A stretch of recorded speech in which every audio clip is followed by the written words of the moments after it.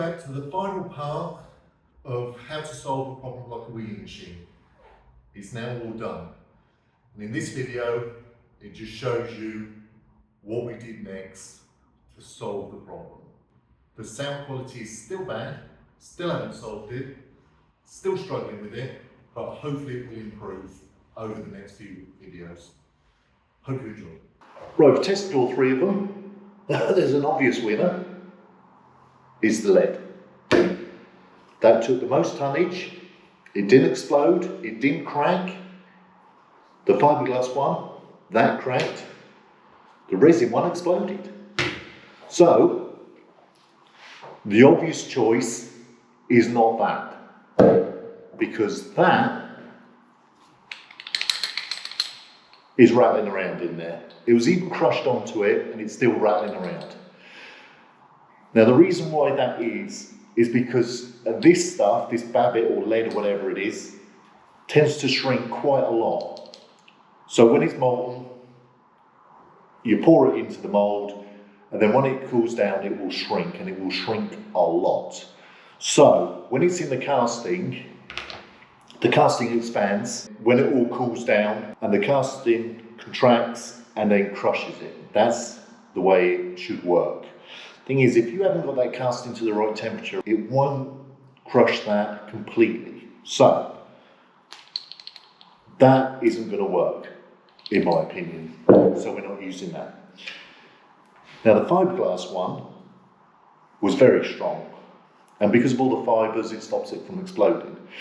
The only problem I noticed with this, it's quite aerated. There's quite a lot of holes in there, and I think what it's doing is when you pour the resin and mix it all up with the fiberglass, there's air bubbles in it, and you can't get rid of them. They won't go.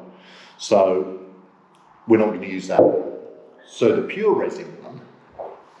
Now my theory behind this is, I know it exploded and it didn't take a lot of weight to do it, but that was encased, i.e. with the wheelie machine, that wouldn't have exploded because it wouldn't have been able to, because the casting would have kept it together. So I reckon that then would have taken a hell of a lot of tonnage. I think the pure resin is the way to go. So that's what we're going to try, and hopefully it's going to work. Right, we're going to test all three of them now. This one here is the pure resin one. Let's see how much this can take. Looks like that can only take half a ton. So let's listen to this to see what it does.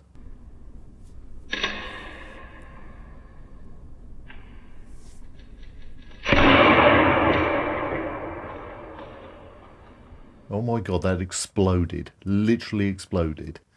Wow, that was good. Right. Let's try the lead one. That's how we fare with that. So we're going to press this in and see how much this can take. Now already it seems as though the lead one can take a lot more pressure. Right, that's 2 tons. That's 4 times the amount as a pure resin one. That's amazing. Right, let's try the resin and fiberglass one.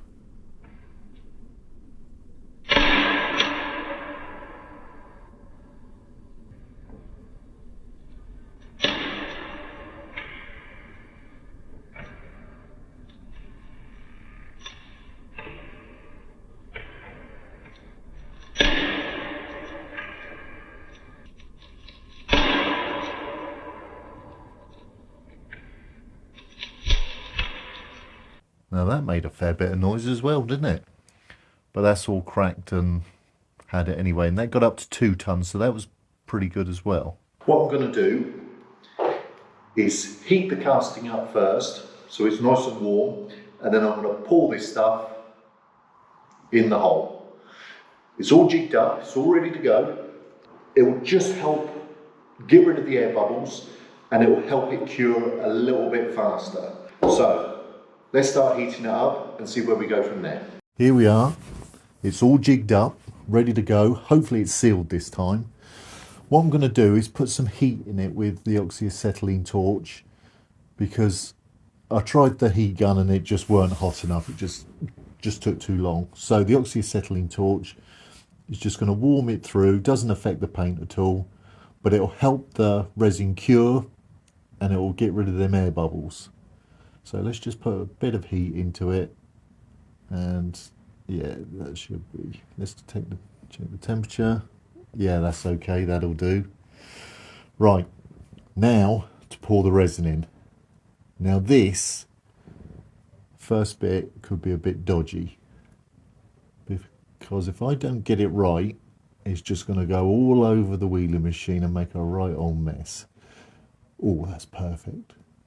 That worked really well. Oh yeah. What I'm going to do is have to make some more up and put it in, because there's not quite enough in that cup, which is a shame. But this takes about 2 hours to cure anyway, so it doesn't matter, it will just run straight into it. So let's just pour this final part in. God, look at that. Alright, there we go. And you see them air bubbles? That's what we've got to get rid of. Now I just want to fill it up as much as I can before it starts to run, because it's quite thick. It's like a bead of water. As long as it doesn't break the seal, it should stay there, and that's perfect. Run a little bit over, but that's nothing. Now watch these air bubbles vanish with the heat gun. Just put a heat gun over just to get and see, look at that, just gone instantly. Now the thing is, on the surface it gets rid of them. Deeper in, it's a little bit more difficult, because you can't get, you don't want to put too much heat into it, and because the actual machine detail is cold, maybe I should have warmed that up first, but then I'd have to put it all back together. It'd be a big old mess. But no, that should get rid of the majority of the air bubbles. And here we are, all finished. This is 6 months on, and it's worked an absolute treat. It's worked hard, used it quite a lot, and the resin's still shiny, would you believe? Really, really pleased with it. The threaded end, I was going to use the fiberglass resin to bond that in, but I actually used the pure resin, well, just because it looked nicer. So, and a bit of paint dripped onto it, so I just carried on painting over it. But the best bit is this bit. Now watch this. No, there's not LED lights in there, but it did cross my mind. But no, it's just to show the transparency of it, and you can just see the inner machine detail. So yeah, absolutely fantastic, really pleased with it. So I hope you enjoyed these videos. Sorry about the sound quality. Hopefully they will get better, but we've got some real exciting videos to show you in the future. These are going to be on car bonnets from some very expensive cars. Hope you enjoy it. Thanks for watching.